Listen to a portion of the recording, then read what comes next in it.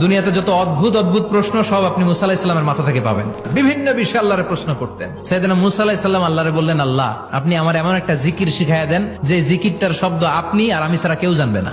দিনে রাতে সব সময় এই জিকির আমি করব, আপনারে ডাকবো, কিন্তু শর্ত হলো এই জিকিরটা জানবে শুধু আপনি আর জানবো শুধু আমি। আল্লাহ বললেন, মুসা পড়ো লা ইলাহা ইল্লাল্লাহ। মুসা আলাইহিস সালাম কয়, মাবুদ এটা তো জাতীয় জিকির, সবাই জানে। আমি তো চাইছি এক্সেলেন্ট একটা জিকির, কারো কাছে নাই, শুধু আমি জানবো আর আমি পড়বো।